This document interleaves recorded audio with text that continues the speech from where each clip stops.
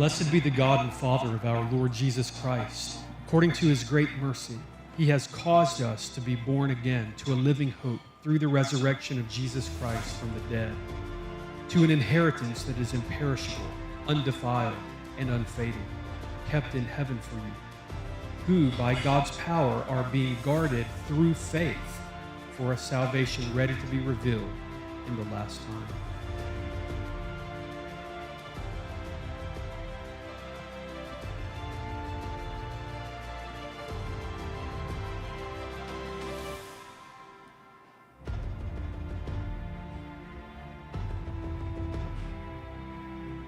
Join us for the 2025 G3 National Conference here in Atlanta, Georgia on September 11th through the 13th.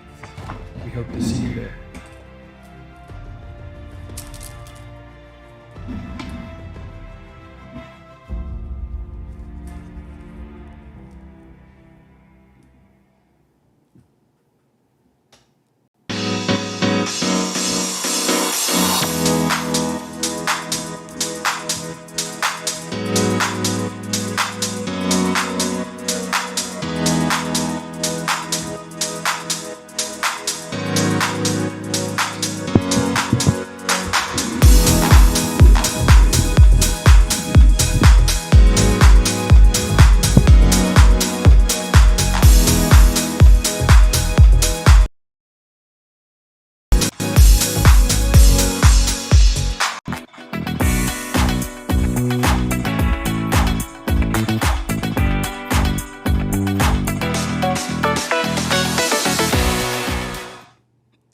Grace and peace, you guys. Welcome back to the Standard of Truth podcast, where we discuss all things social, cultural, political, and theological from a biblical perspective. Happy Wednesday, you guys. It seems like it has been forever since we've sat down together to discuss the issues of today. It has been a pretty hectic and eventful week. So many things have happened in the culture and in theological circles and in political spaces. But I'm just glad to be here tonight. I have a mug full of coffee and an audience here that has been so patient and so gracious, waiting for me to get my old raggedy behind up on this here YouTube. Shout out to all of you who are joining me tonight. I am so sorry I am late, you guys. I had a wardrobe malfunction and I had to change at the last minute. And if you are a woman, you know how it is at the last minute when you have to change an outfit and how stressful that can be. And so that's what I was going through. I had to change my outfit. Sorry about that, you guys. So it caused me to be late. And obviously that's not a good excuse, right? It's really not a good excuse because I should have been more prepared. However, I had a lot to do today. I went to Costco and I went to the grocery store and I worked and I did all those things that people who have lives do, in addition to trying to prepare for this show. So shout out to all of our members who are here. Shout out to my newbies, my oldies, everyone young and old, rich or poor. You are welcome here on the Standard of Truth podcast. So glad to see you. Hey, Brother Victor. Hey, Jane. Hi, Jimmy. Good to see you. My girl, Victoria Powell, is in the house. It is a blessing to be here indeed. So I don't want to belabor the point. One, because I'm late. So I've lost 30 minutes of time sitting with you anyway. And it is the middle of the week. So we're going to just go ahead and we're going to deal with two things tonight. We are going to do a quick little recap from my vantage point or perspective of the debate that was last night between Donald Trump and Kamala Harris. And I keep calling her Kamala because Kamala is harder for me to say. I don't know if it's because the way I emphasize certain syllables. And to be honest, I'm not sure if it's Kamala or Kamala, but I always say Kamala Harris. And so that's what we're going to say tonight. Hi, Lynn Matthews. Good to see you. Brother Antonio, how are you? He says, Rolanda knows all about wardrobe malfunctions. As a beta male. Yes. So about that, yes, we're going to talk a little bit about that tonight as well. As you can see from the thumbnail, I had Donald Trump on one end, Kamala Harris on the other, and we had Roland Martin in the middle. And while he is not going to be the main subject of discussion tonight, we are going to discuss him in passing because after we discuss the debate, I am going to go ahead and segue a little bit into the discussion about Roland Martin and the digital beatdown that he received earlier today by my friend Vince Everett Ellison. So let's go ahead and first, let's get this debate talk out of the way. Last night was the debate between Donald Trump and Kamala Harris. And to be honest, you guys, when I watched it, it was very frustrating to watch. I think this debate was hyped up so much that many of us had expectations that she was going to flop and that Donald Trump was either going to act a fool or completely crush it.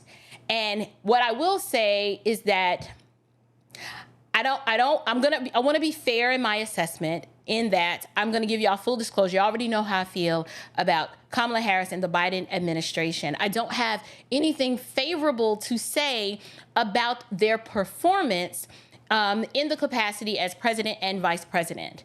I've had grave concerns because Kamala Harris has tried to distance herself from the disastrous outcomes of the Biden administration as if she's not part of the administration. And so knowing that she was inserted as the nominee basically led me to believe that we would be getting more of the same, or we would be going more further left into debauchery and sex savagery and secularism in this country.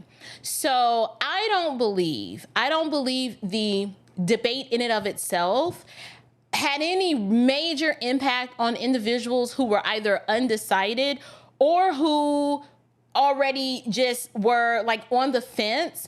But I do believe that debate last night, it did expose the inherent bias of the media, particularly ABC, and the moderators toward Kamala Harris, which were, I'll say, it just made it difficult for there to be a very fair and balanced debate. Information has now come out that the head of ABC is a very close personal friend of Kamala Harris. She is the individual who was responsible for introducing Kamala to her now husband, Dougie. And so when you kind of have that connection there, it gives you a little bit of more insight as to, oh, this is why the moderators continue to fact check Trump and they didn't do any fact checking on Kamala, but we just got more gaslighting and lies. And so the moderators, yes, I agree, Sister Mickey. How are you? Feels like I haven't seen you in so long.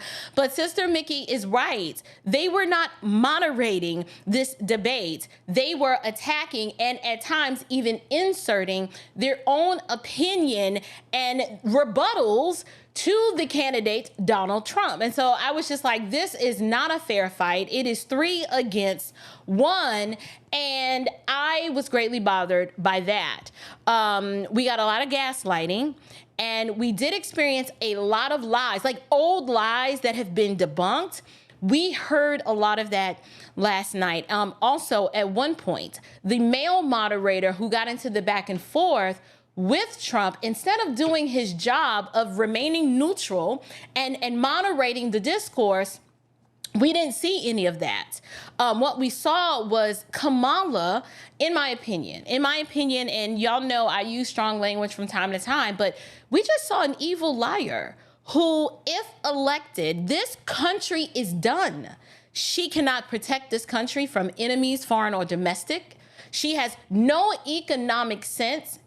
And she has demonstrated by her articulating the few policies that she wants to present to the American people, she's demonstrated that she is a communist. So in my opinion, I think there's going to be irreparable damage done if we have to withstand another 4 years of the Obama, Biden, Harris regime. We simply will not survive it. Later on in the show, I I've got some information that I want to present to you guys to support the accusation that this country will be in a further and deeper decline if she were to win this election, and why I do not believe we won't survive and we'll be into full-blown communism. So, in particular, during the debate, Kamala Harris repeated a lot of the same lies that the leftist media has been repeating for years. And then she even repeated lies that the leftist media even had to admit that, okay, this was inaccurate. That is not what he said. This was misrepresented. This is what he actually said. And this woman, because she lacks a plan and a clear vision for America that's going to move this country forward in any positive direction, she just stood there and repeated the lie about Charlottesville. Like, everybody knows by now, and if you don't, I don't know where you've been under a rock, I'm not sure. She repeated the Charlottesville lie, when everybody knows that it has been debunked. The whole both people, good people on both sides. And we're sitting there looking like, are you really pulling this out the hat? This is the best you can do? And it concerned me. But what was also equally disappointing is that Donald Trump allowed himself to be baited into a discussion that lacks substance. Instead of him spending time focusing on his record, focusing on what he's actually already accomplished and the skill set that he has to turn this country around in a positive direction, he spent more time trying to defend things that have already been debunked, which wasted a lot of time. And that was very disappointing to me. I remember before this debate, I heard Larry Elder say, do not underestimate her. And it's the fact that, okay, yes, she was a trial lawyer and a DA and a prosecutor. So she does have the sharpened skill of being able to kind of obfuscate things and bob and weave and avoid the actual question that was asked, and then to redirect and lead the conversation in a direction that she actually wants to go. And Donald Trump, her implementing that tactic exposed a vulnerability in him, not in his ability to lead the country, but in his ability to constantly have to defend things that he doesn't need to defend. He should have sharpened that skill to say, yes, she can bring up Charlottesville, which has already been debunked, but let's discuss your trash record and how when I come in, I'm going to do this, and I've already done this, that, and the third. He needed to redirect that conversation away from the foolish lies and stop defending himself and just focus on his record. And as you guys know, I have a favorable opinion of President Trump as a leader and a businessman, but I have always stood on the fact that he is a poor communicator. And oftentimes his messaging does not land the way that it needs to land, because most business people don't spend a whole lot of time defending themselves. They call the shots, they make decisions, they are action-oriented people, and they get stuff done. But we didn't get to see that in the debate, and that was one aspect that was kind of disappointing to me, I will say.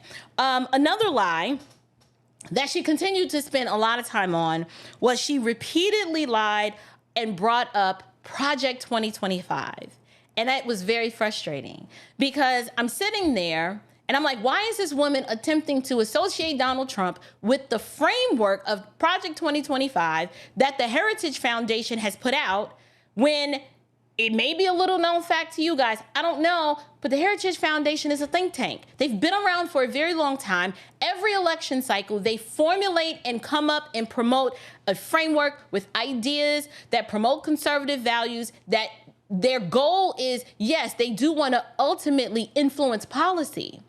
But how many times do we have to say that Donald Trump has nothing to do with the policy platform? He has his own policy platform. He doesn't have anything to do with the Project 2025 framework. This is a nonprofit think tank, right? They just sit around and they devise ideas. And me personally, when I've gone through the main tenets of Project 2025, it's actually not all bad. However, I understand why Donald Trump is like, why do they keep associating me with this? I have my own my own plan that I've outlined for America. And what he should have done was he should have talked about his plan.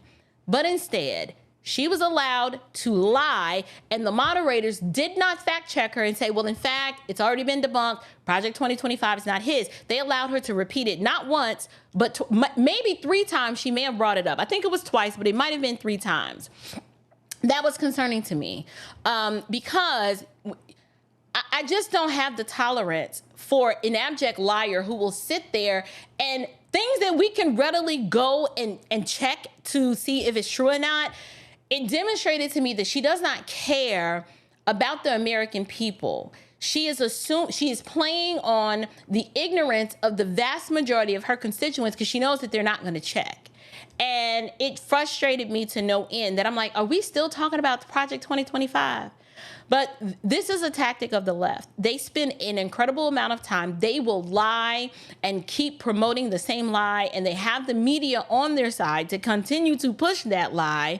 And if you are not a thinking person or a discerning person to dig deeper to say, well, why do they keep bringing this up? Let me go and find out for myself what is true. You will believe it. Another aspect that she continued to lie about was she keeps lying about this federal ban on abortion. And listen, this abortion discussion, this issue of which I am incredibly passionate about, as you guys know, I talk about abortion a lot on this channel. I am distinctively pro-life. I am an abolitionist. I don't believe that we need exceptions. I don't believe that some babies, depending on their age of gestation, should be allowed to live while others should be allowed to be murdered. I believe life begins at conception. That is my deeply held conviction, and I stand on that. But what I want to do is let me demystify the complexity of this issue here. The issue that to me is not complex at all.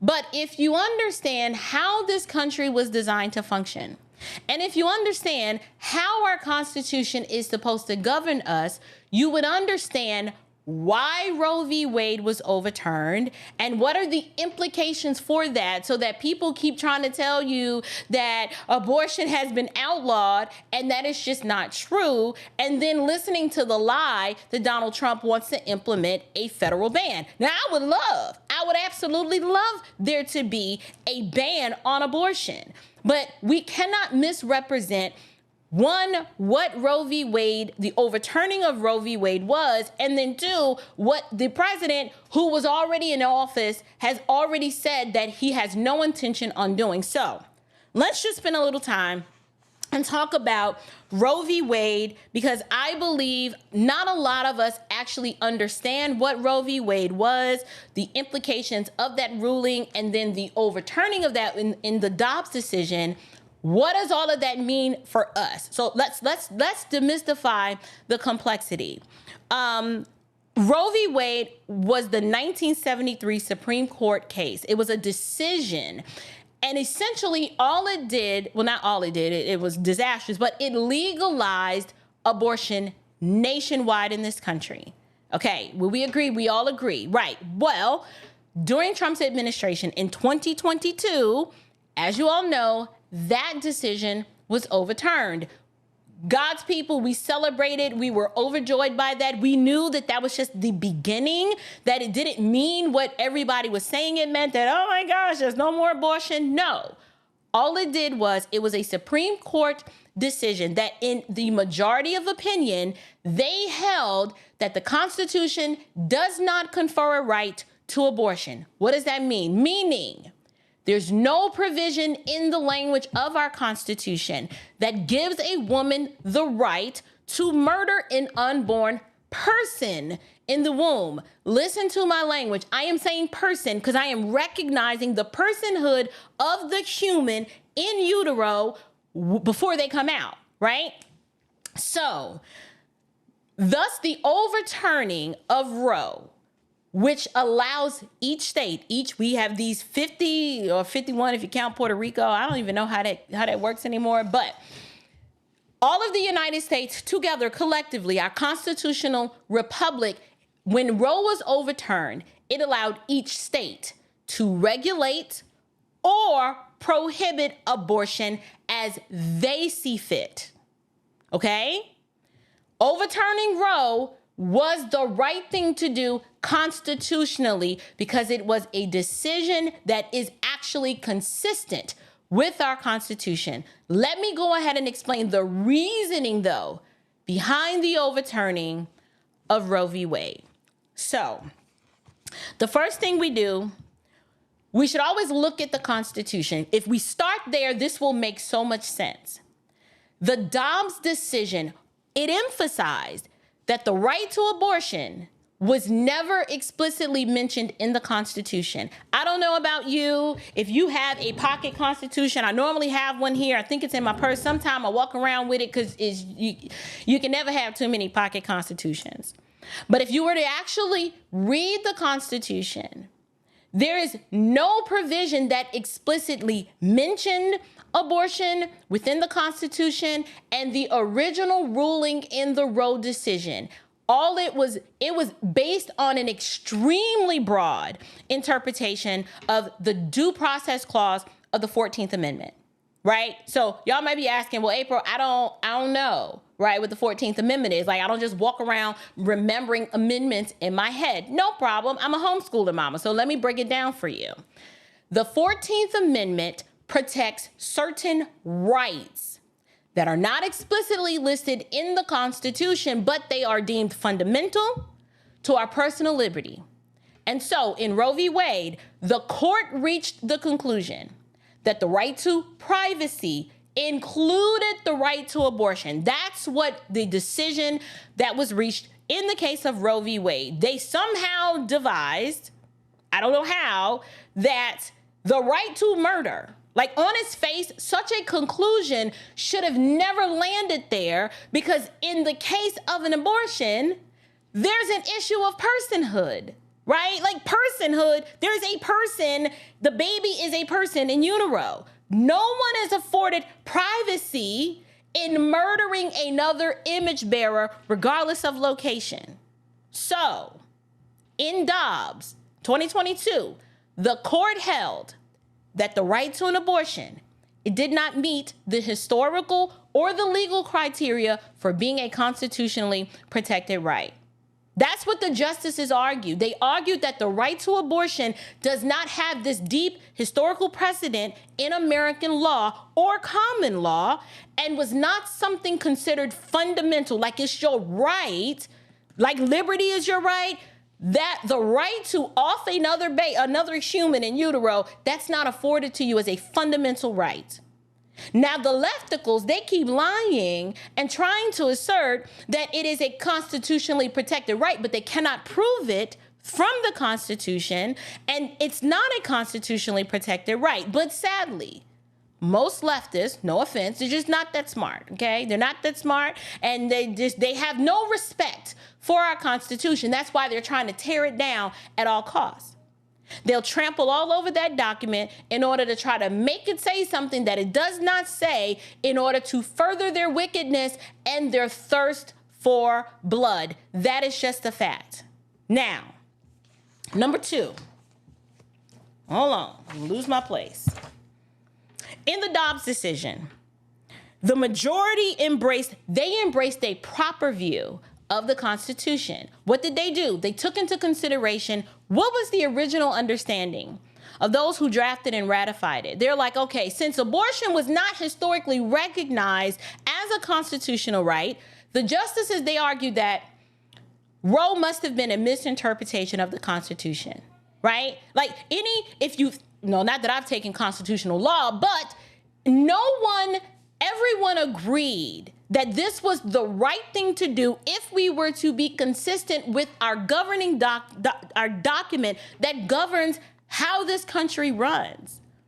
There's a point that I want to highlight. Justice Alito's opinion in the Dobbs decision pointed out that until the late 20th century, no court, no legislature in the United States had ever recognized abortion as a constitutional right. And the reason why is because in this case, many states had laws prohibiting or severely restricting abortion when the 14th Amendment was adopted in 1868. So what does this mean? This literally means that the court's decision to overturn Roe, it did what it was supposed to do. It did what it was supposed to do. It effectively returned the power to regulate or ban, whichever side of the aisle you want to be on. It returned that power back to the states. Rather than being a federally guaranteed right to murder, because y'all know I like using biblical language, rather than it being a federal guaranteed right to murder, the Dobbs ruling allows each state to determine its own abortion laws, ranging from a complete ban to unrestricted access, depending on state legislation. So the entire decision, it undergirds the principle of federalism, which is where certain powers are reserved for the federal government, other powers are reserved for the states. Lefticals love big government, and they love power, and they love control. That's why they want it at the federal level. But overturning Roe v. Wade was the right thing to do. It was the right thing to do, so the crazy and deranged lefticals, right, in New York and California, if they want to murder babies, they can do so as freely as they want. But then in other states who respect the sanctity of life, they can say, no, we don't play that mess here. We don't want to do that. Now, in my opinion, I am grateful for the overturning of Roe v. Wade. I would love a federal ban. However, to keep inconsistency with our Constitution, it belongs to the states. And then I can actively work at the state level with my state legislators, with my governor, to appeal to the personhood of the human in the womb and say, this is wrong. We need to put this to a vote to recognize personhood. Once we can get personhood, we can move on the path to full abolition. Now, the majority opinion in the 2022 Dobbs decision, it criticized Roe because the entire basis of that decision, it had a very weak constitutional reasoning behind it.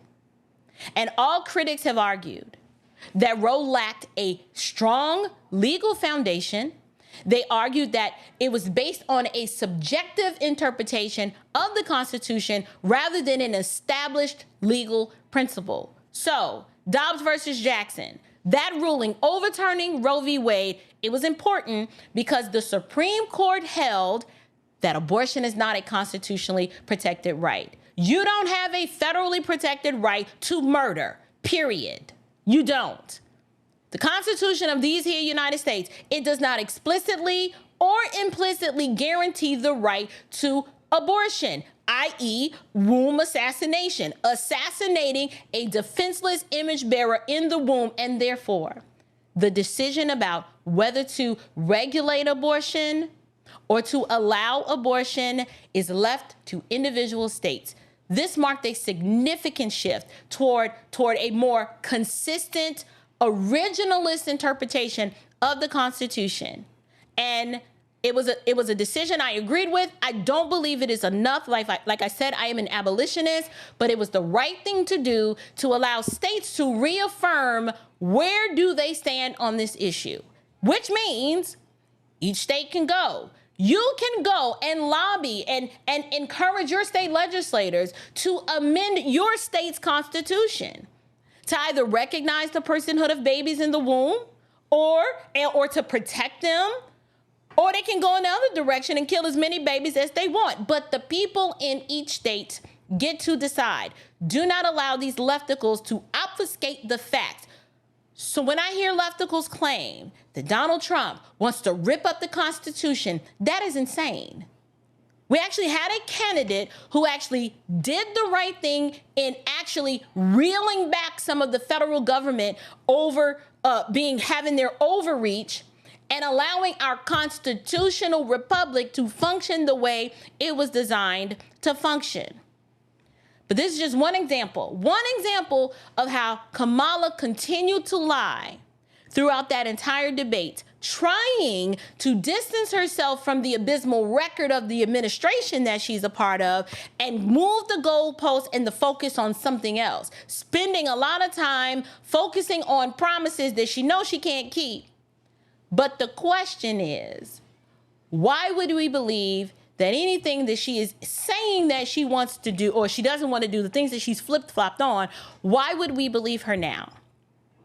We go from, I'm going to ban fracking to I'm not going to ban fracking. We go from, y'all come on in to I want to secure the border. We go from defund the police to now I'm the top cop, law and order. Like, nobody believes you, lady.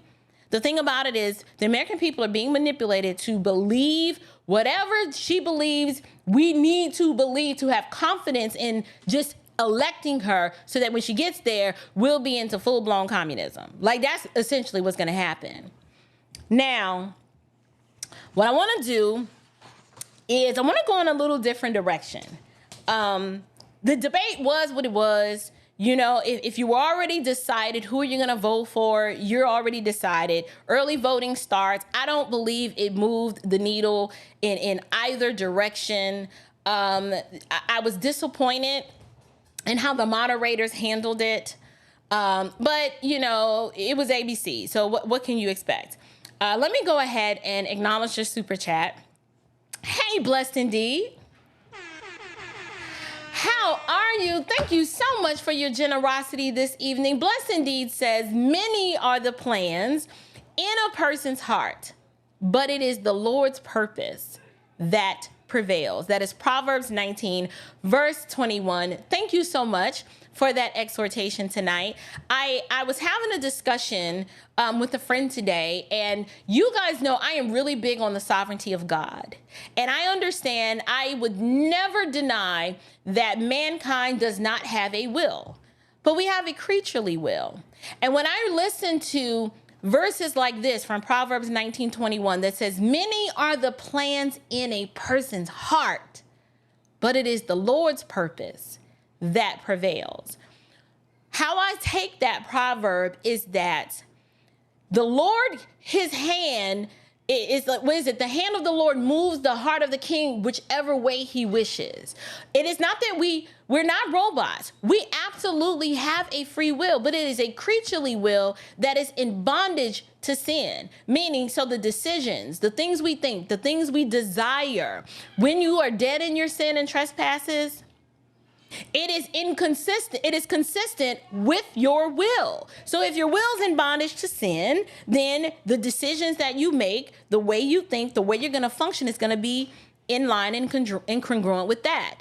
But then here on this side of salvation, if you've been made alive in Christ Jesus, your will is now going to be molded and shaped toward the will of the Father. That's what distinguishes the believer from the unbeliever. So thank you, Blessed Indeed. Your generosity does not go unnoticed. I'm so grateful for your love and support and how you tune in every single week. And thank you so much for this super chat. I greatly appreciate it. Anyway, let's go ahead and continue. It was 3-on-1, Brother Kevin. Absolutely, I agree. Lindsay Davis and the president of ABC, oh, wow, are AKAs. I'm going to have to put this one up. So this is a little known fact. I was unaware of the sorority affiliation between the Democratic nominee Kamala Harris and the president of ABC, Lindsay Davis. She is a member of Alpha Kappa Alpha. So there goes that boule, there goes at work. They're going to look out for their own, and you have to be very careful about that. Christopher Smith said, happy that clown put Vince's name in his mouth. Let me to your page. Listen, Chris, we're about to get there. Don't rush. We got to slow drag this one. I'm going to show you guys the digital clapback beatdown that Roland Martin received today. So we're going to segue. We're going to move a little away from the debate, and we're going to get into that. I'm actually excited to talk about that. I find it interesting that the situation that Brother Chris is referring to is last week I did a video discussing this Twitter post that Roland Martin had put up. And he put this post up, and I may still have it loaded. I don't know. I actually do. Would you look at that? Let's get into this. So here's the tweet. And this is the tweet that Roland put up. I'm just going to quickly recap for those of you who are unfamiliar about what happened. Vince Everett Ellison's documentary, Will You Go to Hell for Me? It's been out about a year. I was introduced to the film earlier this year, and from the moment that I watched it, I just became very much committed to disseminating its message and making sure as many people that I came in contact with became aware of this film. And so I hosted a private screening here in Atlanta. We've now decided to take that screening on the road, and we're going to show it in other markets and do a live road show. It's just going to be really great and really fabulous. I hope you guys, if we come to your city, that you would come to see us. But Roland goes ahead and he shares the trailer to the documentary and says, if you are a black pastor, quoting white supremacist Tucker Carlson, you are an enemy to black people. That's you, Vince E. Ellison. So I was like, oh, okay, this is interesting. So basically, Vince clapped back and they kind of exchanged some words, on the internet. And I thought it was so interesting. I thought it was interesting that Roland claimed that Vince was an enemy of the black community. And it's lefticals typically will make assertions like this, but they don't really think through what they're actually saying. They just want to do the ad hominem as opposed to saying, well, I'm making this ad hominem attack, but it's not landing. It doesn't make sense. And let me explain why it doesn't make sense. It doesn't make sense because how is Vince supporting white supremacy and is the enemy to black people when he is the one who is constantly reminding black people that there's no one superior to him? Not sure if you guys are familiar with who Vince Ellison is.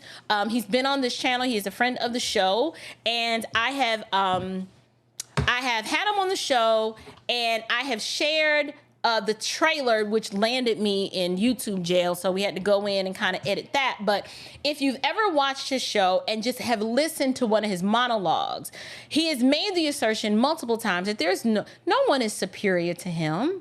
And I would echo that sentiment because the people on the left are always talking about white supremacy all the time. But how is Vince supporting white supremacy and an enemy to black people when he is the one that's constantly saying and trying to remind, he's saying it about himself, and then he's constantly trying to remind other people, particularly black ones, that no man is superior to him or you. And also, if you watched the Tucker Carlson interview, you would have heard him say directly to Tucker that he's never seen a man superior to him ever. So, if anything, Roland is the one that's the enemy to black people. Why? Because he's out here teaching black people to cape for a party that has done nothing but subjugate and treat the black community like electoral serfs, right? Making empty promises, training them to be slaves and dependent to the government, training them not to be free-thinking American citizens, and that's just what you get. He teaches them how to be weak and dependent, always running behind a politician instead of making decisions that are in the best interest of them as an individual. So when I saw this tweet, I thought it was interesting. I'm going to go ahead. Before I show the clip, I don't know when individuals like Roland Martin or Joy Reid, when they're going to realize that their baseless victimhood narrative, it is really old and tired. And how all of the fear mongering that they do, it has no power here. And so that's why I call individuals like Roland Martin and Joy Reid, I call them, they're part of the Jerome Crow system of modern day slavery and subjugation, because under the tenets of Jerome Crow, all major societal institutions, they're set up to reflect and support the castigation and the repulsion of anything that's not democratic, right? So if it's anything that's not progressive, anything that is not leftist or liberal, anything that includes Christianity, anything that is conservative, they are trained. They are trained to be against that. That's why Roland has so much vitriol for Vince Ellison or anyone who leans toward or has a biblical worldview is an enemy to the likes of Roland Martin. So if you don't deal in constructs and categories, and if you prefer to deal with people on the basis of their character, right? Like recognizing their humanness as image bearers, created in the image of God, they will come after you. And so people like me, people like you guys out there that watch and support this show, people like Vince Ellison, those are the ones that they want to silence. They want to silence you, and they want to treat you as if your voice is not powerful, and as if your voice and your opinions are not significant. In other words, in the words of like Hillary Clinton, we're the deplorables. That's how they view us. But I want to go ahead. I'm gonna show the clap back because it was just so good. It was so good. I got permission to watch the clap back. So y'all go ahead and sit back. This is gonna be the best. All right. Well, first of all, hold on. I gotta give a disclaimer. Okay. So y'all lean in. Here's the disclaimer. Vince is an alpha. Right. So there are times when, his speech is it's a little bit more aggressive than most. And so, there's some choice words in it that, mature adults can handle. But I just want to let you know, you may clutch your pearls a little bit, but I'm sure y'all can handle it. But let me just rub your back and prep y'all for it, because it was a masterpiece of a clapback. I just needed to take a moment to highlight it. So y'all sit back and watch. Take a look at this. There used to be a long history in this nation of punk-ass men getting their asses whipped when they talk a little bit too much about another real man. And I just kind of had this situation happen to me. I'm at home minding my own business. And I get a notification that some little punk guy named Roland Martin, looked like a furry. He's a weird-looking little guy. I knew of him. I never paid much attention to him. But he made a statement about me on Twitter, and I'm going to read it to you. He said Roland had gotten hold to my trailer of my documentary, Will You Go to Hell For Me? And I guess he saw the trailer and he felt some type of way about it. And he said, if you are a black pastor quoting white supremacist Tucker Carlson, you are an enemy to black people. That's you, at Vince E. Ellison. So this dude said I'm an enemy to black people? And I'm saying, what is this about? Where does this come from? There's a backstory. Let me explain it to you. There's a great gentleman by the name of Patrick Bet David. Patrick has a YouTube channel called Valuetainment. Valuetainment is huge. I mean, it has about 6 million subscribers. It's huge. And Patrick and I talked, and he asked me to come on the show. Told him I'd love to, be an honor. And he said, Vince, do you debate? I said, yeah, I'll debate anyone. He said, what about Van Jones, Charlemagne the God? How about Roland Martin? I said, I'll take them all three at the same time, make it a fair fight. And he kind of smiled and said, what about Roland? And I said, and this is figuratively, because I know I'm on YouTube and y'all take everything literally.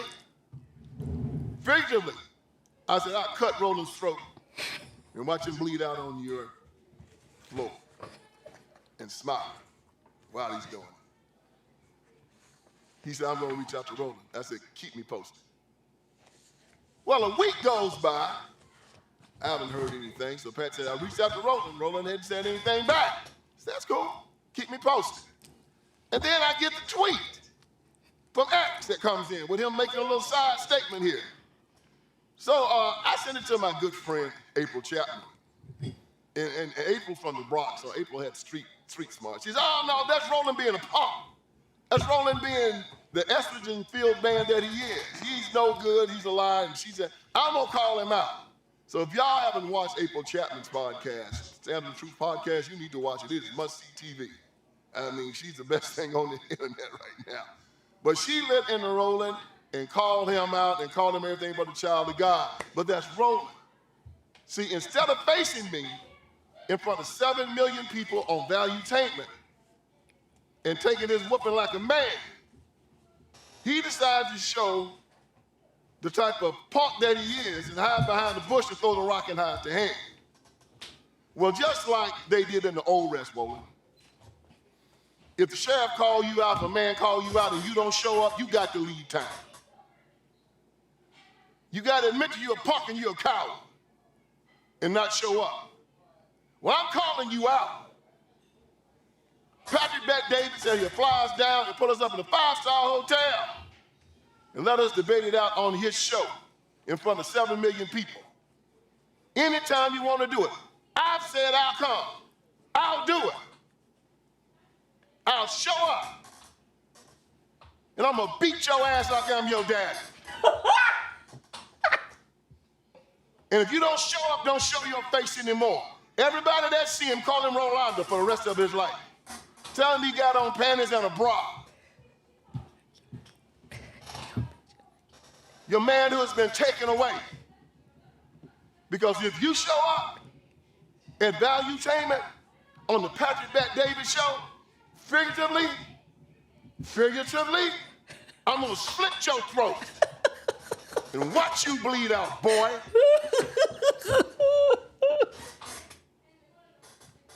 I'm gonna beat your head down to the white meat. Figuratively, of course, because I don't believe in violence. So if you see this, Rolanda, after you get through cleaning yourself, call Patrick back. Give Patrick a call, because I know he's reached out to you. Be respectful and call the man back. At least tell him you too much of a bitch to show up. And then have enough virtue to not show your face on television ever again. Punk.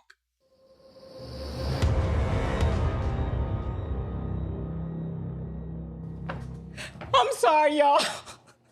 I thought my mic was muted and it wasn't.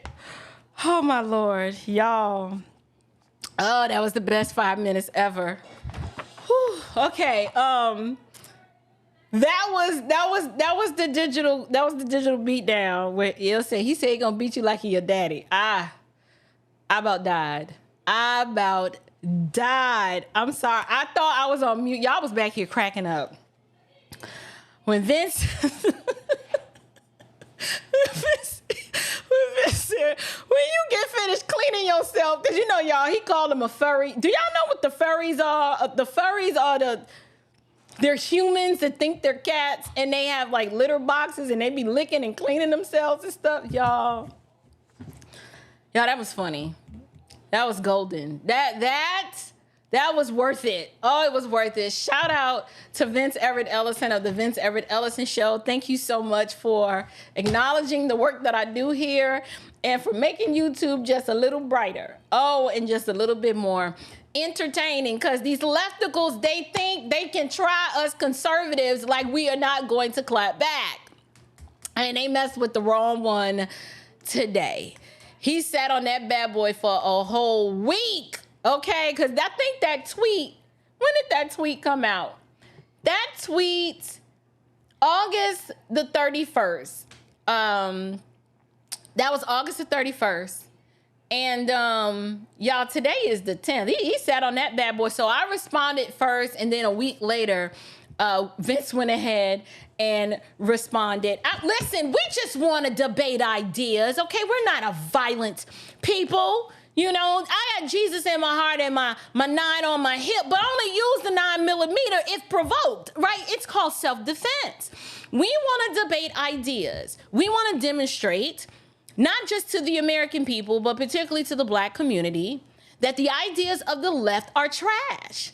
They're unsustainable. They don't promote human flourishing. And we just want to debate. We'll be nice. We'll be nice. But when you come at people and say they're an enemy to the Black community and that we're supporting white supremacy, when you were already asked respectfully to sit down and engage in an intelligent debate, instead of just responding to Patrick Bet-David, you chose to be a Twitter thug. Okay? And so hey, don't write checks that you're behind can't cash, because it ain't going well for you. I'm just saying.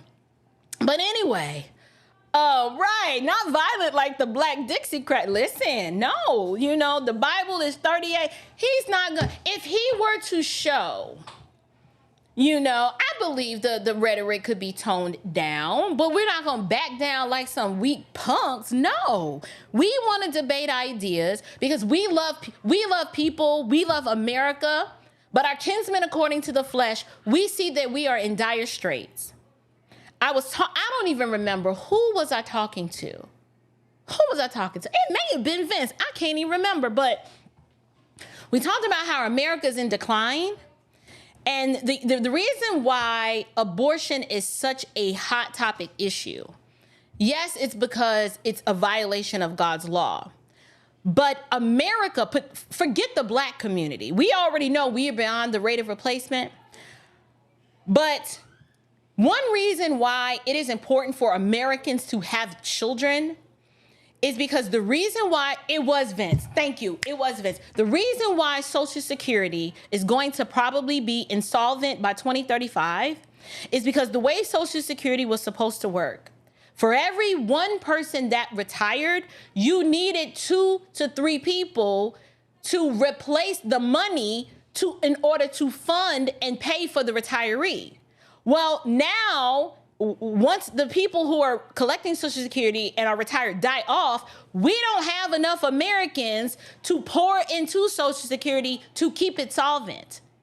So yes, we do need to be fruitful and multiply and have more children. But because of abortion wiping out mass numbers of Americans, particularly Black Americans, we are not having enough children to sustain this nation. And so people like Roland Martin, who claims to be the friend of Black people, he's not explaining to his audience the importance of human flourishing and why we need to have babies and why Black families need to stay together and why it's important. He's not going to talk about things like that. But he'll get on Twitter, right, and throw a little rock and then sashay his little chubby behind off to the side and run into the bushes. But we still want to debate you, Roland. You know what I'm saying? We're here. We would gladly come down and engage in ideas publicly, but we're not going to be doing this back and forth foolishness. Okay, just be adults now. You got toward a new one, and listen, we don't want to watch you bleed out. We don't want to see that. We just want to debate ideas in the square, in the public marketplace, and that's that. But what we're gonna talk about now, let me just acknowledge this super chat. Y'all, that was a masterpiece. That was just a masterpiece. Shout out to Big Al. Big Al says, great job. Keep up the good work. Great channel. Thank you, Big Al. Uncle Coon, I appreciate that. Thank you for that super chat. Not sure if you're new here, but I'm just so grateful for your support of this channel. It allows me to continue to do the work that I'm doing here. And then also, as a friendly reminder, the rest of you guys, y'all go and get my likes up. Like, don't play. We got 587 people on here, and we have 233 likes. So I would love to see us get over that 250 mark, at least have 50% of engagement. That lets YouTube know that this content is valuable and that you enjoy taking in the content over here, not because it's an echo chamber, right? We don't want, to be in an echo chamber, but I am trying to challenge narratives and to get you to think and expand your horizon and to expose you to new thoughts and ideas. So go ahead and do me that one quick favor and like that video for me. Thank you so much, you guys. Now, what I am prepared to talk about now is I am in the middle of reading, I'm reading a lot of things and I'm so behind, but I'm in the middle of reading 25 Lies by my friend Vince Ellison. And in chapter 4 of that book, I wanted to highlight a particular aspect that has a lot to do with the election and this debate and why I can't be with her. But in chapter 4 of this book, if you haven't gotten it, it's called 25 Lies. And the tagline is exposing Democrats' most dangerous, seductive, damnable, destructive lies and how to refute them. It's available on Amazon, and I don't know why I was unprepared and didn't drop a link, but let me go ahead and do that right now for you guys. I want to add lots of value to make sure that you have the resources that you need to make informed decisions. So let me go ahead and grab that for you, and I'm gonna go ahead and pop it. I'm gonna save it into the description, and I'm also going to, I'm a hardcover girl, but if you want the paperback is not on Prime, but the hardcover is. So let me go ahead and grab that link for you guys. I would strongly, I would strongly suggest that you grab this book, particularly if you have a lot of lefticals in your family and you struggle to formulate, cogent arguments to express why you can't do X or do Y. Let me go ahead and put it right here. 25 Lies, purchase here. There we go. I dropped it there, and then let me go ahead and drop it in the live chat there for you. You can go ahead and grab that right on Amazon. But what I'm going to do is I want to talk about something that I gleaned from chapter 4 of that book. Because Vince spends a great deal of time. He draws this parallel between the Democratic Party and the Communist Party of the United States of America. And yes, I don't know if you knew, but there's actually an organization that is currently called the Communist Party of America. And America has been fighting off communism for decades. And I absolutely believe that if Kamala Harris is elected, we're going to be in full-blown communism. Like, we've been fighting it off for decades, but sadly, if she is the nominee, she doesn't hide her anti-God communist agenda. She's actually gone on record articulating some of these ideas. And sadly, the sad part about this, you guys, and the part that's really concerning is that so many Americans, particularly Black Americans, they don't even recognize communism when it's like staring them right in their face. And so what I'm going to do, I want to read to you 14 points where the Democratic Party and the Communist Party, their program agenda, they are exactly identical.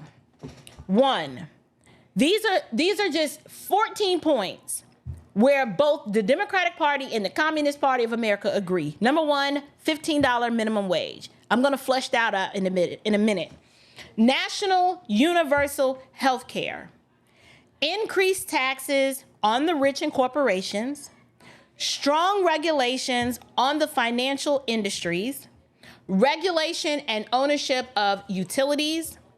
Increased federal aid to cities and states. Reduced military budget. Civil rights expansion. Campaign finance reform. Election law reform. Wealth redistribution. Affirmative action. Support for global warming initiatives. And the LGBTQ dominion. Now, on its surface, just a cursory reading of that, you'd be like, well, April, I mean, these things don't sound so bad. I mean, what's wrong with increasing the taxes on the rich and the corporations? Why can't they pay their fair share? Or you might say, universal health care sounds like a great thing because so many people don't have health insurance. If we had universal health care, maybe that would help, help the uninsured get the help that they need. Or you might be saying, well, what's wrong with civil rights expansion? I mean, the civil rights operation of the 1960s, didn't that prove to be favorable for us? And then election law reform. Well, how bad can that be? What I want to do is let's just start with something simple. Once we start with something simple, the complex won't be so complex anymore. Let's start with the $15 minimum wage, right? Now, we've already had an example of this being a disaster when California implemented this. So it had a disastrous effect. But what people don't understand is why. Many people do not understand economically why setting a minimum wage like $15, why it sounds great in theory, but when you understand the real world consequences of it, you're like, oh, maybe that's not so good. So number one, when you implement a policy like that, you've got to deal with job losses and reduced hours, right? So employers, especially small businesses, they struggle to pay higher wages, right? If they can't pay it, it's going to resort to that business. They're going to cut jobs and they're going to reduce employee hours. Trust me, I've owned a small business, and that is absolutely what happens. When you start threatening to increase a wage, small business owners like myself be like, oh, really? Oh, okay, well, looks like we don't need this one. We definitely don't need this one. We're going to consolidate these two right here. No, you're going to do that job. Why? Because people like Kamala who've never run a business, they don't understand economics. They don't understand what it means to actually grow a business and run a business and all that is involved in doing so, right? That's what ends up happening. There are some jobs that are simply not worth paying $15 an hour. It's just not. And $15 to the employee is not, it doesn't translate to $15 for the employer. When I was hiring people, let me break this down to you. When employers pay workers $15 an hour, that's their hourly wage, there are additional costs beyond the base wage that the employer is responsible for. You've got payroll taxes. You've got workers' comp insurance. You've got all of these other expenses like unemployment insurance, benefits, etc.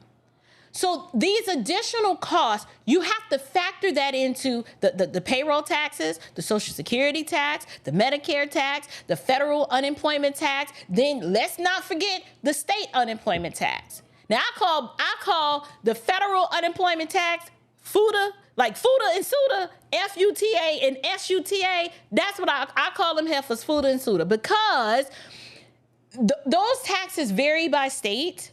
But it must be factored in. We can't forget the workers' comp, right? Like you have employees. You don't have a choice but to carry workers' comp insurance. Like it's not like, oh, well, if Susie gets hurt on the job, I might. No, you don't have a choice. Ask me how I know. When I first started, I didn't know that I had to carry workers' comp till I got a visit. I was like, oh, I got a nice little letter. And it was a hearing, and I had to go through all this song and dance, and then I had to go get a policy, and then I had to furnish evidence that I had it, and they audit. Workers' comp is a policy that is auditable every year. If you just try to say my payroll is, my payroll for this year is only going to be $50,000. Okay, go ahead and put that on the application if you want to. When the next year rolls around, they're going to audit you and say, we need your 940s. We need to see what your payroll was. And if you underreported your payroll, you're going to get a premium due at the end of the year. And you have to pay that on top of the premium for the current year. Now, you'll get a refund if you overpaid, but the point I'm making is when you have employees, you don't have a choice but to carry workers' comp insurance, okay? It's unavoidable. Well, unless you're paying people under the table, but that's against the law. Anyway, but the premium has to be paid. And it's not standardized. It varies based on the risk, depending on the industry, depending on the state. Lower risk jobs, yes, they may pay maybe 5% or not 5%, like 0.5% to 1.5%.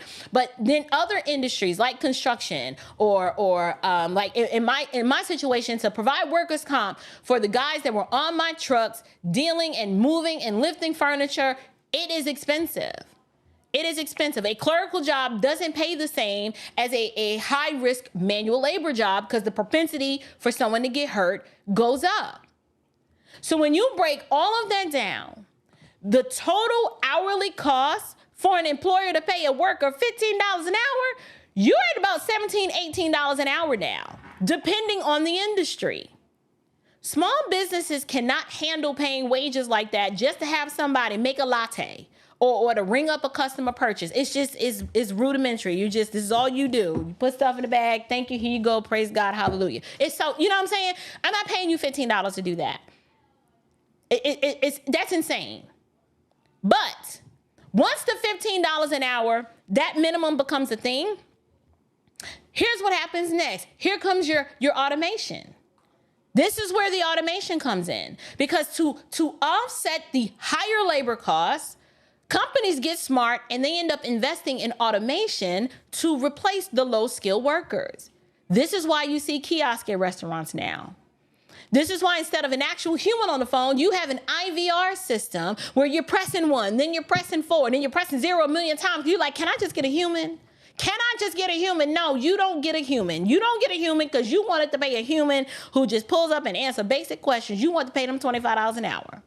So now automation steps in, and automation can do a low-skilled job faster, better, and sometimes more efficient than you can. Well, what does that mean? That means now that there are fewer job opportunities, especially if you're younger, if you're entry level, you're less educated workers who would typically fill those minimum wage jobs. You're going to have self-checkout machines at the grocery store now. You don't get to talk and engage with the checkout girl because they're like, we can only hire 3 of them. We got 11 lanes, but we can only pay 3 people here, and the rest of those are going to be self-checkout lanes. You're at the grocery store, automated ordering kiosks, fast food restaurants. They will introduce these automation devices or mechanisms as a cost-saving measure. They're just, this is how business works. Now, another unintended consequence of a $15 minimum wage. You have higher prices for goods and services, right? Everything's gonna cost more now. Why? Businesses, if they're facing an increased labor cost, they're gonna pass those expenses on to the consumer. What is that gonna do? That's gonna raise prices. This leads to inflationary measures and pressures in business sectors where they're like if the minimum wage workers are the most prevalent, which is your retail, which the industry I'm in, and restaurants, higher costs disproportionately affect lower income consumers. So what this does, this reduces their purchasing power. So now you have a job paying more. You're like, ooh, I'm making $15 an hour. But now you can't buy the same things you used to buy, making more money because now everything costs more. And they never want to talk about the strain that the higher minimum wage has on the actual small business. You have large corporations. Yes, many of them can absorb or offset that increased labor cost, but a small business with less than 50 employees, or shoot, forget that. We don't even got to go that large. Less than 10 employees. Many small businesses, we operate on a narrow profit margin, right? So if there is a significant increase in wages, that's going to force them to cut costs, lay off workers, or worse, just close their doors altogether. Another problem with a $15 minimum wage. You've got to deal with the reduction of employment opportunities for those low-skilled workers, right? So if you have a higher minimum wage, right, it's going to automatically reduce those employment opportunities. It's just a byproduct. It's just how it works. They don't explain this to you until we want $25 minimum wage, and they're gonna do a ribbon cutting, and they're gonna celebrate all of that. And then when the jobs just jump ship, they're gonna do another press release, and the people gonna be boo-hooing, whining, and crying. I can't even find a job. Well, you asked for this. It reduces opportunities for low-skilled workers. If you have a higher minimum wage, it's going to make it harder for that low-skilled entry-level worker to find a job. Because if you're an employer, you're going to want to hire fewer, more skilled workers, or you're going to consolidate roles to avoid hiring multiple workers at a higher wage. That disproportionately affects teens, right? Your young adults who they're like, listen, I don't have no skills. I just need a job. And then people without an advanced education or degree, where does that leave them? Now, I'm not done, because no one thinks about the increased burden on the social programs, right? You have some workers, they may benefit from higher wages, but then others lose their jobs or their hours are reduced. And then when your hours are reduced, now you have to rely more on some sort of social safety net, unemployment insurance, food stamps. That's just going to put an additional strain on government resources. And then we cannot forget, when there's a spike, a minimum wage, when there's a minimum wage of $15, that's going to create a spike in what I call that black market, or those under the table jobs. That's where you pay Mike, and Pedro under the table with no tax revenue being generated from that. That higher wage pushes businesses and workers into this informal economy where the jobs are paid under the table. So now you're avoiding the minimum wage regulation, but now you're undermining legal protection for that worker in case something happens to them. Now you're not getting that tax revenue for your community, which you need. You need tax revenue for bridges and roads and to pay for things. And now that leads to this whole shadow economy that it's almost impossible to regulate that. So essentially, what Democrats like to do, it's creating the perfect market for you to hire illegal immigrants, leaving those black jobs, right? Those black workers left like, well, what about us? Now, mind you, this is chapter 4. This is one of 14 points that the Democrat Party platform has in common with the Communist Manifesto of what they would want to accomplish. I haven't even touched the other 13 similarities between the Democratic Party and communism. And just look at the disastrous effects of that one thing, this minimum $15 minimum wage.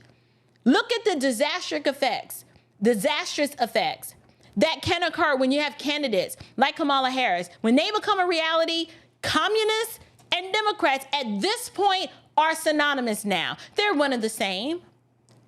This learned helplessness, it's not good for America. It's going to absolutely destroy this country. And I love this country. I was born here. Now, my paternal grandparents, they came here, one from St. Thomas, one from the Dominican Republic on my father's side, but they came here the right way, built a life for themselves, raised children who came here with the vision of I can do and be whatever it is that I want to be. And I am the fruit of their labor. And so I refuse to stand by and just hand this country over to a communist regime. We've seen this movie before. We've seen it before. It's been played out through history. I don't know why we think that our outcome is going to be different than that of a Russia or that of a Venezuela or that of a Cuba. The seeds of communism in Russia were planted with the spread of Marxist ideology. And now those same ideas are rearing their ugly head right here in America by the powers that be. And so, no, I won't be silent. Democrat policies have already destroyed cities and states where Democrats garner control. And I cannot imagine what would happen if they are allowed 4 more years to promote their obsession with death, division, sexual perversion, victimhood, government dependence. Wherever communism rules, there's this undercurrent of the suppression of individual freedom, which is the opposite of what it means to live in a sovereign nation with liberty and freedom that was granted to us by God. These individuals, they believe that they are God. A communist regime, it relies on authoritarian rule to maintain power. This is what we saw during COVID. Their whole job is to maintain and suppress a dissent, right? Political opposition, you don't agree, oh, we have to silence you. This is why the media is so controlled. This is why everything about that debate was so choreographed and controlled, because the free expression of ideas in the public square, for the communists, they can't have that. So they have to control the media. They got to make sure the moderators are on code and suppress what Trump was saying and then elevate what she is saying. Don't fact check her, just fact check him. When you have a state-sponsored media, their job is to suppress independent thought, suppress free speech. And when this happens, you end up with a one-party state where one party, the political freedom, your freedom of speech, your freedom of the press, all of that is limited. And we're already living and experiencing a little bit of that now, and it's horrible. We witnessed that debate and the controlled media that ensured that Kamala was not challenged, because the narrative has to be pushed, and it's the one that they want pushed. And all that does, it leads to other areas that we've seen in this movie before, which is surveillance, more control. When you examine communist regimes, in order for them to maintain control, everything has to be under surveillance. Big Brother is always watching. They're always watching. Everything is censored. Go on Facebook, hell, even come here on YouTube, try to express an independent thought or an opinion that deviates from the official narrative and see what happens.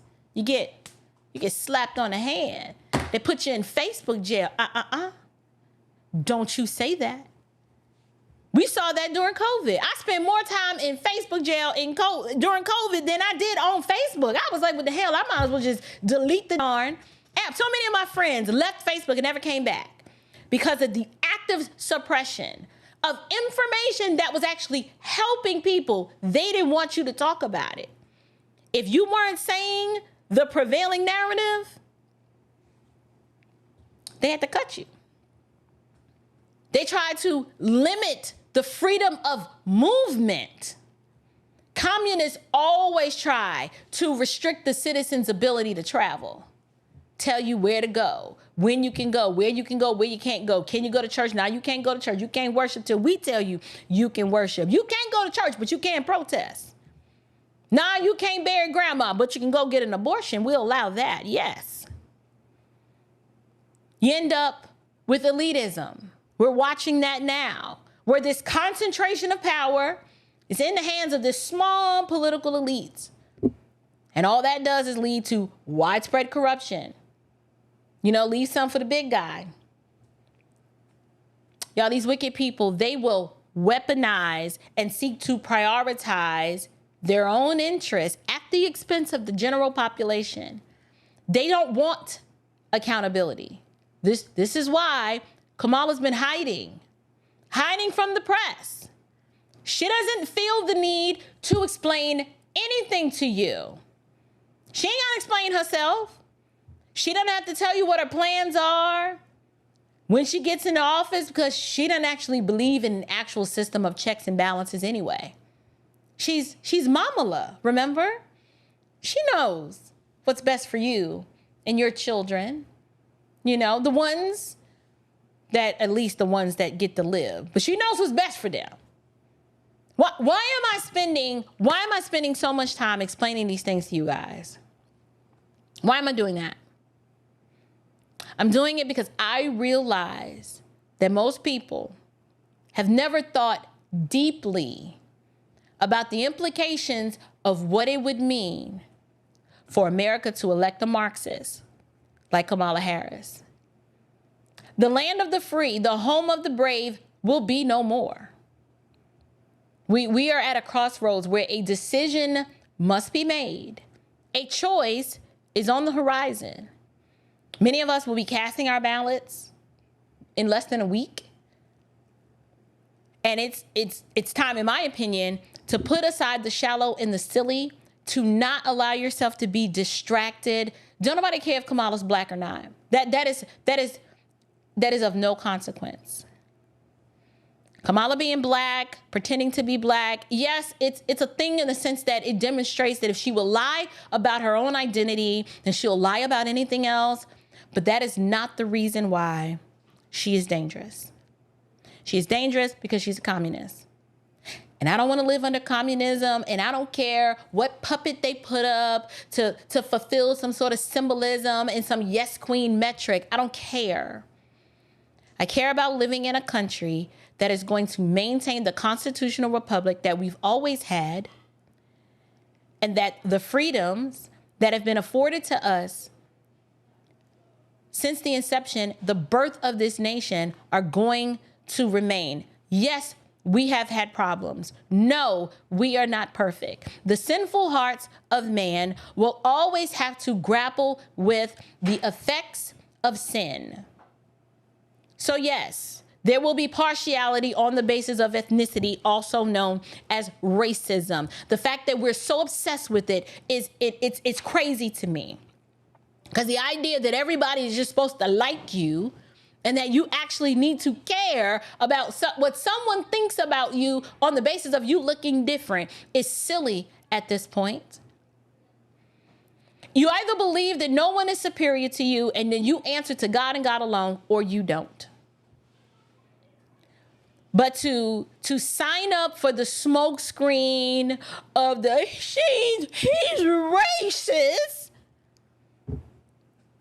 demonstrates to me that you're not really in a position to understand what's really at stake, because you really believe someone being racist has some significant impact over your life. I just don't care that much. I don't know. Maybe it's me. We got to learn to get along in this country, and we are all different, and we all look different, and we all think different. But there are just some self-evident things to be true. We're all created equal in the eyes of God. And we have the best system of government this side of heaven that has managed, based on the providence of God, has allowed this nation to experience bountiful blessings despite our wickedness. And right now, we're the ones propagating the wickedness on the world stage. And there's other countries that's trying to push back from us because they like, y'all over there are crazy. We don't want your sexual perversion. We don't want you selling abortion to our women. We don't want your franken food. We don't want all the atrocities that we're committing over here to our own people. Other nations are like, we don't even want that. So this identity crisis that we're going through, and in particular black people who look like me, who can't seem to get over the fact that somebody said something to hurt your feelings, listen.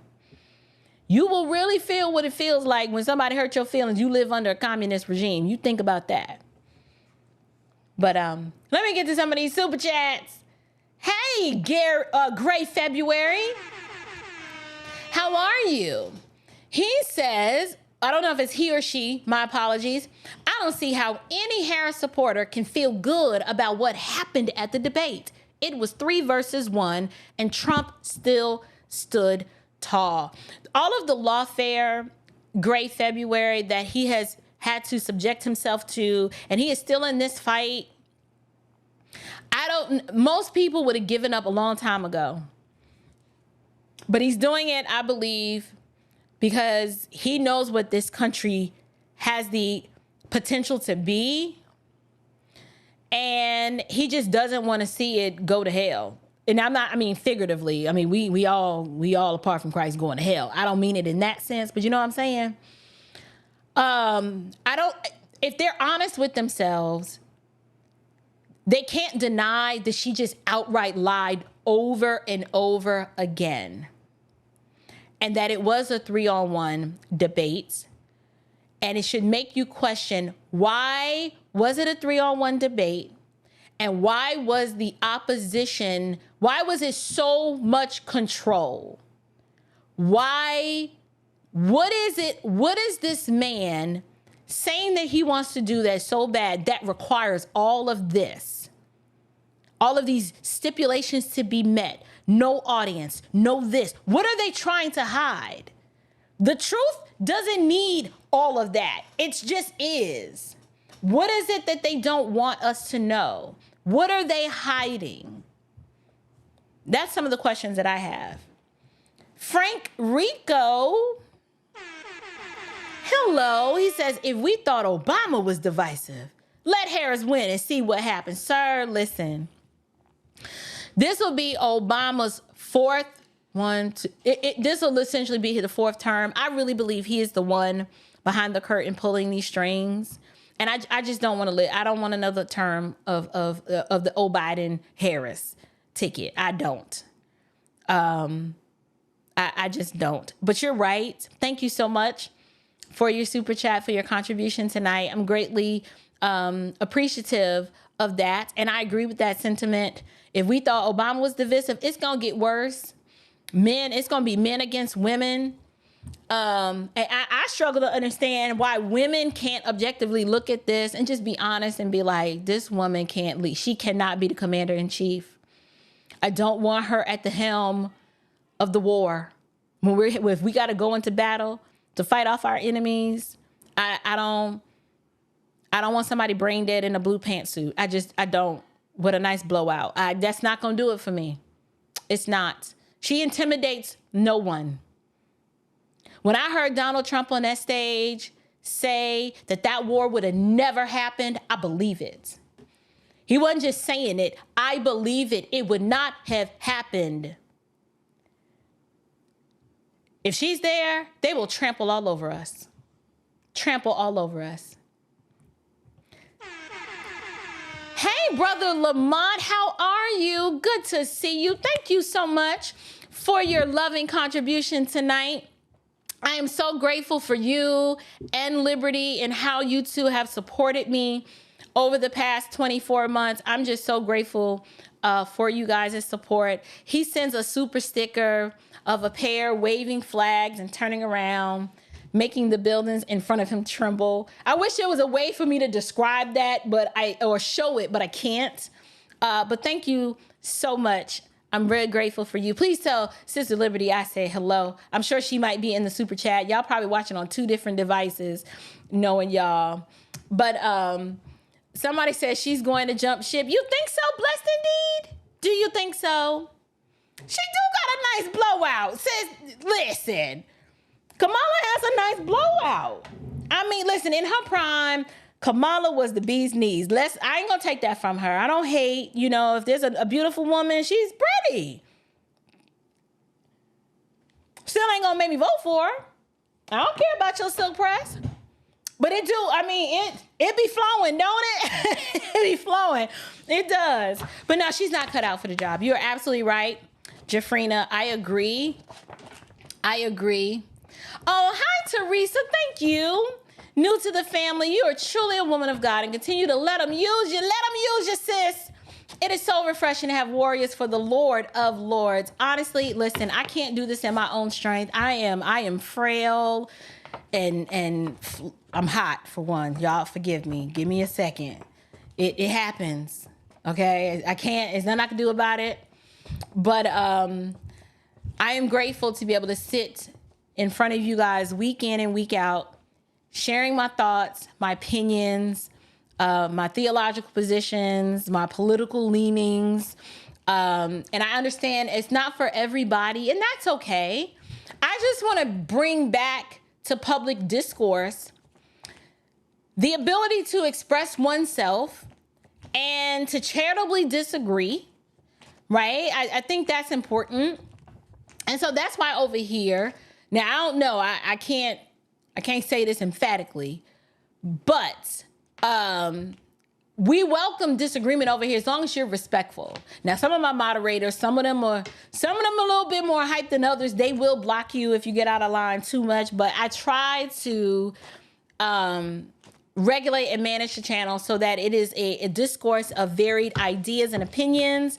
We believe what we believe over here, but our goal is to enlighten individuals, to win them to our side. So yeah, the fans about to come out. Listen, nephew, I I don't even know where it is. I really don't. I don't know.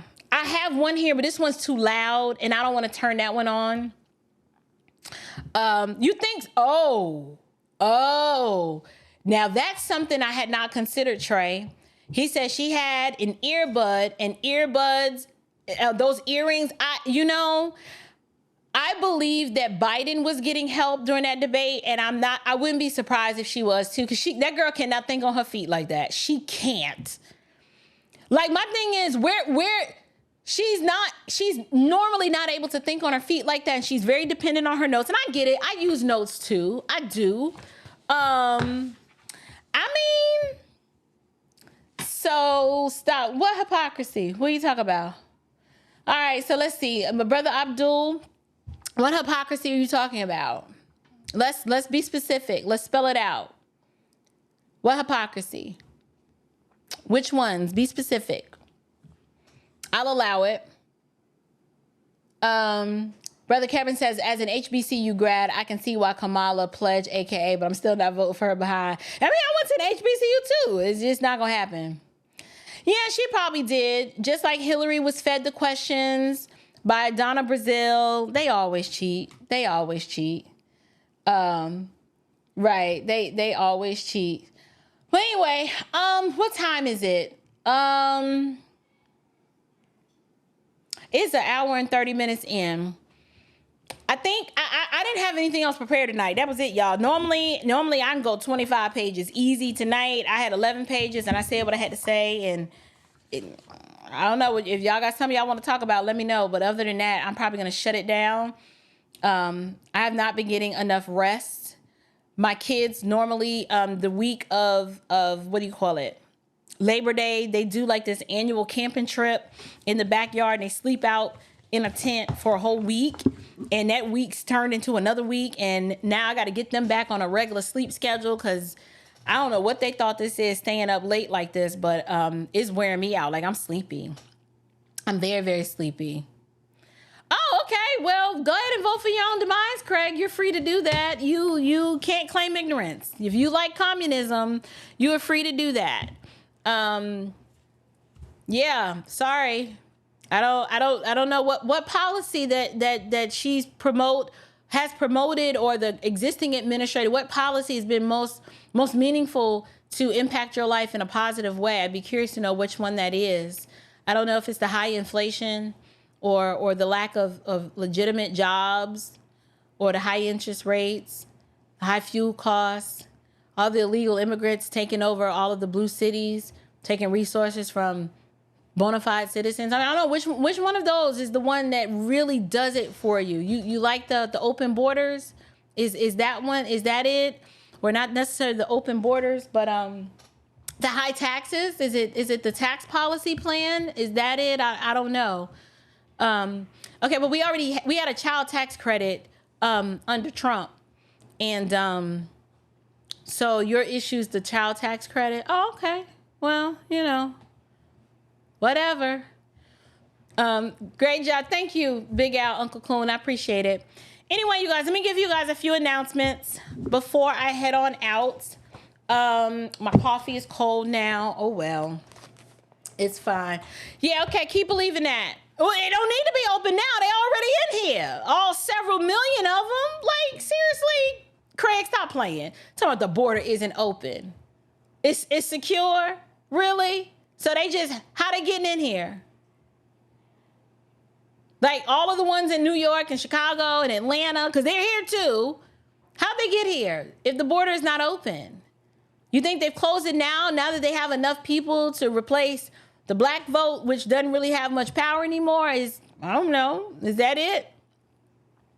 She did. Maybe Craig doesn't know that this is a Christian YouTube channel with a biblical worldview. I don't know. Maybe he didn't get the the memo. Not sure. Right. Well, they're coming. They're not just coming. They're coming through the southern border. Yes. But it's not just from South America. They're coming from everywhere. He don't live on the same planet as the rest of us. Do you know what was in that bill, Craig? Do you know what was in the bill? how did Trump kill a bill and he's not in office? Explain that to me, please. How did Trump kill a bill? Which bill are you referring to? Which one are you referring to? Like, they don't know her policies. I know. I don't know. It's fine. Let them be accepted. Anyway, let me, what announcements? Oh, I will be, if you're in the North Carolina, the state of North Carolina, particularly Raleigh-Durham area, High Point, Greensboro, I will be in Raleigh October the 15th. Me and Vince Ellison will be there showcasing Will You Go to Hell For Me? We're doing a live event, and we're going to have a special guest. We're going to have a special guest, Bishop Patrick Wooden from the Upper Room Church of God in Christ. So excited about that. He will be joining me on the live panel. I'll be moderating a discussion between him and Vince Ellison after the film. And it's going to be super cool. It's going to be super cool. So I will be opening up. Tickets will be on sale, Lord willing, Friday, maybe Saturday. But there's a glitch that I have to work out that I haven't worked out yet, and I'm working on it. I promise. But if you have people in and around the Raleigh-Durham area and you want to hang out with your girl on the evening of Tuesday, October 15th, join me at, it's going to be at the Paragon Theater in Cary, North Carolina. And I particularly love this venue because you can get there early. You don't have, the movie, we're not even starting to film until 7:30 or something. But we're doing a meet and greet before, and they have a nice little lounge area. They have cornhole and all these activities that you can, we can just sit, have a drink, lemonade, I know y'all church folk, y'all not trying to have a cocktail, but I want to meet you. I want to see you. I'd love to have you there. We are expecting a sold out event, and seats are very, very limited. So as soon as it goes live, I will announce it here on the show. I will create a community post for it. I'll post it on Twitter. I'll post it on Facebook. I'll kind of post it on Instagram, or at least I'll mention it in passing on Instagram. But that's October 15th. So put a pin in that. Save the date for that. And what else do we have going on? I'm still working on my book, right? Working on my book, Standing Firm. Hopefully we'll get a release. Maybe by December. I don't know. I've been told that your first book is always the hardest to let go. And now I believe that because I keep going back, and instead of just moving along in the writing process, I'm continuing to tweak what I've already done because I feel like I'm either leaving something out or I'm not expressing myself in the most succinct way possible, because I want to communicate my ideas clearly. So please pray for me, y'all. Pray that I would just move on and release this book, and then maybe do a follow-up if I feel like I just left some stuff on the table. I don't know. Y'all just pray for me. It could be the perfectionist in me. I don't know. Oh, yay, Danielle, you're going to be there. Cool beans. How exciting is that? Is the film going to be in theaters? No. We're doing private events, Mickey. However, me and my good friend, we sat down today, me and Keisha's like my second brain. We pulled my analytics to see what are the top 5 markets where this audience comes from, and Dallas and Houston are in my top 5. So Dallas and Houston. We will probably come to Texas soon. The other market, it's Atlanta, it's New York. So my New York people have been representing for your girl. A huge percentage of my viewership comes from New York. Who knew? I don't even like New York no more, but I love y'all. So my New York people, New York expensive though. I don't know how we're going to pull that one off. But my top 5 markets are, let me just tell you guys. The top 5 are cities. It's New York. Where'd it go? Hold on. Let's go back.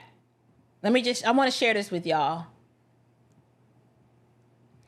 Texas, Georgia, Florida, California, North Carolina.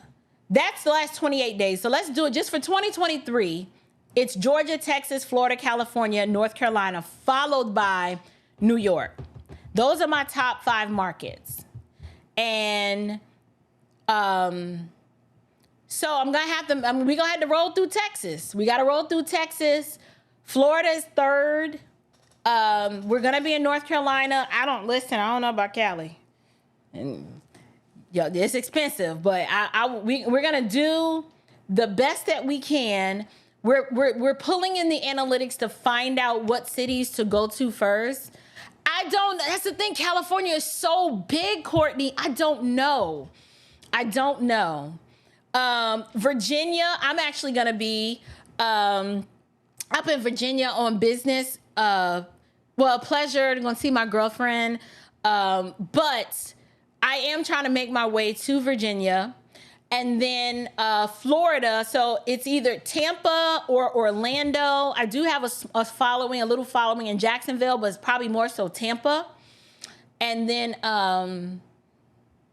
let's see. Yeah, so it's going to be amazing, Don Lee. Yes, Bishop Wooden would be great to see with you too. We're going to record that and release it later because the logistics of trying to do a live stream, if we have an unstable internet connection, we don't want to chance it. So we're going to just record it and then release it once it's done. Yeah.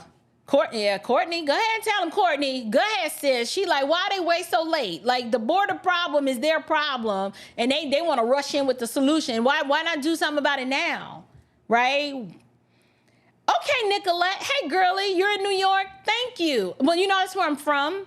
So we'll see. I do have a lot of friends and family still up in New York. Erica, okay, so here's the deal with the DMV area. Y'all know DMV is just... Maryland, I've got my Baltimore people, Northern Virginia, DC, I actually have a lot of friends up in the DC area. I don't know. I'd have to pick a central location between that little triad. And Kevin, listen, I don't know about no Pittsburgh. The analytics don't lie. Maybe you need to share my stuff to people up in that area. I know in Pennsylvania, like South Philly, almost South Jersey, Philly area, perhaps, but I don't know. Brother Calvin, you want me to come to NY? We're gonna think about it. We're gonna see. What I'm gonna do is I'm gonna take a poll. And based on the results of that poll, we'll determine what cities we kind of hit up next. That's what we'll do with the poll. But here's what I want you guys to do. I really need you guys to do me a really big favor. In the description of this video, in order for me to determine how to take the show on the road and what cities to go to, and then to announce to you guys where I'm going to be, YouTube doesn't afford a way for me to stay connected with you guys. If you guys want to stay connected with me, not me harassing you, but just saying, hey, this is what's going on, this is what I'm doing, the description of this video, there's a link. And the link says, connect with me off YouTube. If you would just click that link, when you click that link, it's going to allow you, just your name and email address would be more than sufficient. So when you get off the live stream or while you're on the live stream on your mobile device, if you could just click that link to connect with me off of YouTube, so that way we can stay connected in case I ever get put in YouTube jail again. Or if there are just certain announcements that I want to tell you guys, there's no way, this is a one-way conversation. There's really, unless you email me, there's no way for me to be in contact with all of you. So if you guys could do that for me, I would greatly appreciate it. But other than that, that is all I had tonight. We recapped the debate and my thoughts. It wasn't a fair debate. I think Trump could have done better by spending more time focusing on his record, but in light of the assault of the 3-on-1 and focusing on things that have nothing to do with what's going to move this country forward, I just felt like it wasn't his best performance. I do believe Kamala had the advantage in terms of, obviously, the network she was on was helping her. They did not fact check her. She probably did have an earpiece in her ear, because that girl cannot think on her feet for that long by herself. And she still didn't articulate her policies that would be good for the country. But I can see why some Democrats would be enamored with what she did. It's just low expectations. So that's fine. And then we recapped what happened with Roland Martin and the clapback. And we're just waiting to see if he's going to respond to Patrick Bet-David and agree to a debate. That would be really nice to see. I think his audience would benefit from that. I think Vince's audience would benefit from that. You guys would benefit from that. And so if Patrick Bet-David wants to broker that, I say let's do that. Let's do it and let the people decide whose ideas and who is more supportive of the flourishing and the prosperity of the Black community. Let the people decide, because the ideas don't lie, and neither will the response from the people.